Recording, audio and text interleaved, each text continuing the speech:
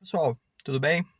Meu nome é Gelson, eu sou, por hora, acadêmico do curso de Direito da Unidade de Naviraria da UEMS, e hoje, dada a véspera da prova da OAB, eu vou gravar um vídeo publicando algumas dicas sobre um assunto que tem muita incidência no exame da ordem e que pode ser cobrado de você. E, por vezes, se você visualizar esse vídeo, talvez você acerte alguma questão. Então, fica comigo até o final do vídeo que terão coisas aí que talvez tenham um certo nível de pertinência. Vamos lá. Primeiro ponto, vamos trabalhar sobre o contrato de doação hoje, tá? Um ponto que é muito importante, que é cobrado em prova e mais de concurso, mas a OAB talvez cobre e esse conhecimento talvez você consiga utilizar, que é a classificação do contrato de doação. O contrato de doação, ele é um contrato típico. O que é um contrato típico, Gelson? Um contrato típico é um contrato que está no bojo do Código Civil. Então, está lá capitulado no Código Civil. Então, é um contrato típico. A gente pode celebrar contratos atípicos no Código Civil, desde que respeitada a boa-fé, a função social do contrato e demais deveres anexos, como lealdade, dever de informação, dentro do Código de Defesa do Consumidor. Tem diversas coisas aí que são importantes e pertinentes que você lembre ao celebrar um contrato atípico. Mas o contrato de doação é um contrato típico. O contrato de doação é um contrato que ele, em via de regra, ele é bilateral. Então você envolve duas partes. Ele é um contrato bilateral e um contrato bilateral tem como sinônimo que pode ser utilizado em prova sinalagmático. O que é um sinalagma? Um sinalagma é uma pessoa que está prestando e outra pessoa que está recebendo algo, tá? Então, isso seria um contrato bilateral. Eu envolvo duas partes. Mas não confunda, tá? Porque ele é um contrato bilateral, mas ele é um contrato que pode ou não ser comutativo. O que é um contrato comutativo? Um contrato comutativo é um contrato oneroso. Ele envolve prestações de ambas as partes. Então, a doação ela é classificada como doação pura ou como doação imbuída de algum tipo de encargo, tá? Então, sim, você pode ter um encargo em se tratando de doação. E, por exemplo, eu faço a doação de um terreno, sujeitando a doação desse terreno a um sujeito a um sujeito determinando que esse sujeito, em prol dessa doação, para receber esse terreno, asfalte a rua. Essa doação ela vai ser uma doação onerosa, tá? E beleza. E o contrato de doação, ele é um contrato solene. Por que ele é um contrato solene? Porque o próprio Código Civil preceitua que o contrato de doação pode ser celebrado por instrumento público ou particular. Mas instrumento público em qual sentido? A gente tem no Código Civil, pessoal, que os contratos versando sobre bens imóveis que tenham um valor superior a 30 salários mínimos serão feitos impreterivelmente por escritura pública, sob pena de nulidade. Então, isso aí é instrumento público. Se eu for doar uma casa com valor superior a 30 salários mínimos, a forma adotada vai ter que ser de instrumento público. Se eu for doar um bem móvel, eu vou precisar de instrumento particular, certo? A regra é essa. Mas ele pode ser um contrato não solene. Ele pode ser um contrato que pode ser celebrado de forma verbal. Em qual sentido? Esse bem, ele precisa ser de pequeno valor e precisa ser incontinentemente a tradição. Como assim? Esse bem de pequeno valor. E esse bem de pequeno valor, de acordo com... Tem uma resolução... É uma resolução? Súmula, sei lá, da Jornada de Direito Civil, que prevê que esse pequeno valor ele vai ser aferido de acordo com o patrimônio do doador. Então, por exemplo, eu tenho uma bicicleta e eu decido doar essa bicicleta para o fulano, certo? É um bem de pequeno valor comparado ao meu patrimônio. Mas, entretanto, precisa ser incontinente à tradição. Como assim contingente de tradição? Imediatamente. Eu faço a doação, vou te doar. Um dia depois, a bicicleta tá lá. Se eu doar 4, 5, 6 semanas, aí já não vale a hipótese da doação verbal. Precisa ser imediatamente após a tradição, precisa ser, ou seja, o ato de você transferir a posse, precisa ser imediatamente superior à doação em si, tá? E essa doação ela pode ser em via de regra verbal. Perfeitamente? Tá. Outro ponto que costuma ser muito cobrado. A OAB gosta de cobrar isso aí.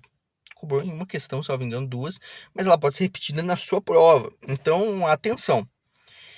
Vou te fazer uma pergunta e você responde. Se, por exemplo, vamos lá, eu quero doar uma parte do meu patrimônio para a entidade Sonhos Felizes.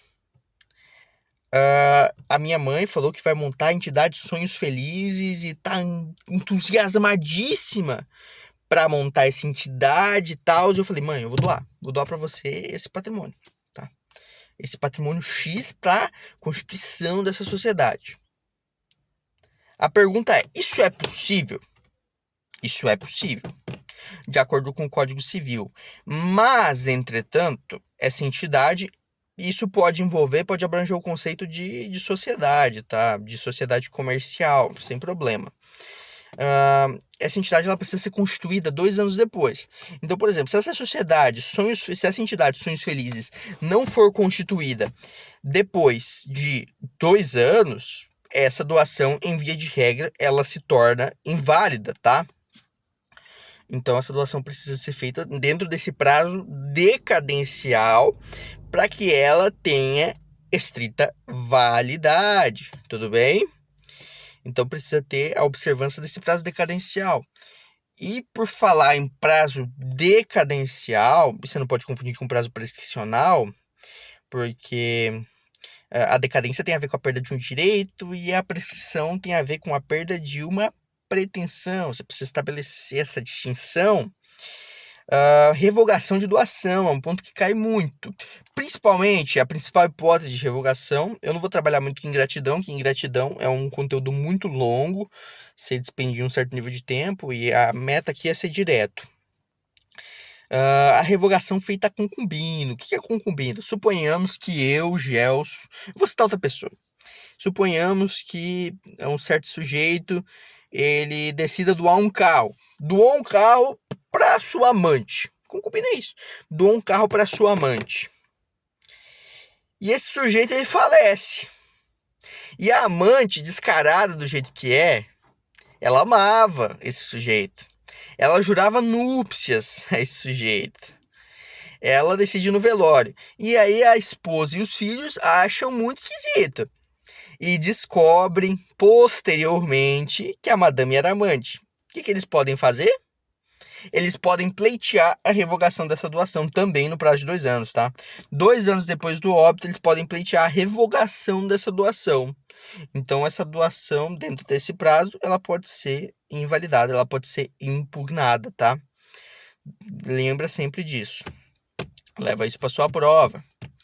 Outro ponto muito importante sobre o contrato de doação é a famosa questão da ligação entre a doação e as sucessões.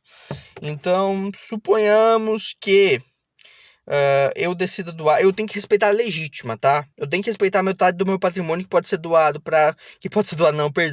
que vai entrar dentro da partilha para cônjuge e para descendente e ascendente, tá? Em um certo nível de grau de parentesco. Tem que respeitar a metade dessa disposição.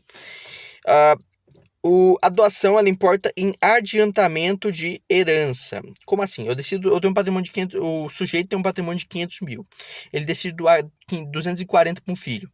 Essa doação, ela importa em adiantamento de herança. Então, esse filho, a sucessão, caso não seja mais contraído nenhum bem imóvel ou móvel a título de sucessão inter vivos, ou proveniente de uma doação, de uma compra e venda, de qualquer forma de aquisição originária ou derivada de bem móvel ou imóvel, esse sujeito ele vai ter os 240 como adiantamento de herança. E uma questão que é muito cobrada em prova é que não precisa colacionar essa doação nos autos de inventário. Então, por exemplo, o fulano recebeu a doação, ele é herdeiro necessário, mas ele não precisa colocar, recebi essa doação, tá? Isso importa adiantamento. Já há uma presunção legal, tudo bem? Ele não precisa fazer a colação daquele bem doado. Perfeitinho? Certinho, então. Outro ponto que é muito importante é o Pacta Corvina, né? Tem caído muito isso aí, tá? Pacta Corvina. O que é o Pacta Corvina? Não pode ter contrato de herança de pessoa viva, tá? Não pode ter contrato de herança de pessoa viva. Então, o que é um contrato de pessoa de herança viva, Gelson? Vamos tentar estabelecer um exemplo, e isso se liga muito à questão da dignidade da pessoa humana, do conceito de mínimo existencial, de patrimônio mínimo do sujeito. Suponhamos que um sujeito decida doar todo o seu patrimônio para uma sociedade. Todo o seu patrimônio. Ele tem Vamos lá. Suponha que um sujeito ele decida doar. Ele tem apenas um herdeiro. Um exemplo fica mais claro. Ele tem apenas um herdeiro. E ele decide doar todo o seu patrimônio a esse herdeiro específico. Mas ele vai doar todo o patrimônio? Primeiro, ele precisa ter um patrimônio mínimo. E segundo, a doação importa é adiantamento de herança. Se eu estou adiantando herança para um único sujeito e ele é o único herdeiro daquele sujeito, você consegue concordar comigo que isso é herança de pessoa viva. Isso viola a regra do Pacta Corvina. Então, muita atenção com isso também, tá? Cláusula de reversão. O que é uma cláusula de reversão? O sujeito pode estabelecer que se ele sobreviver ao donatário, a pessoa que está recebendo o bem, ele pode reaver aquele bem. Então, por exemplo, o sujeito doa um carro pro fulano, só que ele estabelece, fulano, se eu sobreviver a você, se você morrer antes de mim, esse carro volta pro meu acervo patrimonial. Isso é válido. Beleza? Isso é absolutamente válido. Um outro conceito que é muito cobrado pela OAB, então muita atenção com isso. É doação feita a absolutamente incapaz. O que você acha? Dispensa a aceitação dos representantes legais ou não? A resposta é sim, dispensa. Se essa doação for pura, se essa doação for com encargo, aí os pais precisam aceitar. Beleza? Tranquilo. Por exemplo, fulano doa para uma pessoa de 6 anos, ou quer doar um carro, só que ele fala, vai ter que se cumprir desse encargo, vai ter que ser assaltado da rua, vamos citar o exemplo. Eu cito esse exemplo de assalto de rua por um ponto específico que vai ser citado adiante. Os pais precisam aceitar, porque é uma doação onerosa. Isso respeita o melhor interesse da criança e do adolescente, está estabelecido no Estatuto da Criança e do Adolescente, tá? Então, os pais precisam aceitar. E por que eu falo dessa doação com encargo? Porque eu posso pedir a revogação da doação com encargo se esse encargo não for cumprido. Então, por exemplo, eu dou uma casa pro sujeito, mas ele precisa assaltar a rua. Velho, se esse encargo não for cumprido, eu posso pedir a revogação.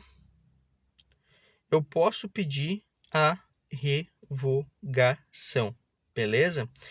Só que a minha legitimidade, como esse encargo ele é de interesse público ou social, a minha legitimidade é concorrente com o Ministério Público. O Ministério Público pode pleitear o cumprimento deste encargo, tudo bem? A legitimidade é concorrente. Se esse encargo for de interesse meramente privado, aí a competência é minha. Em caso de óbito, a competência ela passa aos meus ascendentes, descendentes e parentes sucessíveis em grau colateral até 3º grau. Beleza? A regra, em via de regra, é esta. Agora, um ponto que costuma ser cobrado também muito em concurso público, em certames e provas, é sobre a evicção. Atenção, atenção, atenção, nobre gafanhoto, porque é o seguinte: a evicção cabe no contrato de doação. O que é a evicção para começo de conversa? Vou estabelecer que a evicção, em via de regra, ela é em contratos onerosos. Por exemplo, eu compro um bem de você. Só que aquele bem, ele é objeto de penhora. Ele é objeto de penhora. E eu não sabia disso. Eu não assumi os riscos da evicção. Não há disposição contratual excluindo parcialmente ou totalmente o meu direito de pleitear acerca da evicção. E, portanto, eu posso reaver do vendedor tanto o valor integral do preço com correção e juros, quanto propriamente perdas e danos eventualmente, se houver dano emergente ou lucro cessante. O Código Civil prevê que cabe evicção em contratos onerosos, mas lembra-te que eu citei que tem a doação gratuita, doação pura, aí não cabe. Mas doação com encargo, por ter caráter de onerosidade, aí sim caberia a evicção. E atenção que, se a doação for gratuita, o donatário não tem direito a respeito dos vícios redibitórios, ele não tem direito à redibição do contrato. Em contrato oneroso de doação, aí teria. Beleza? Essas são as minhas dicas. Desejo a todos uma boa prova da Ordem dos Advogados do Brasil, que todos possam se sair com um desempenho muito, muito producente. É isso, obrigado, tchau, tchau.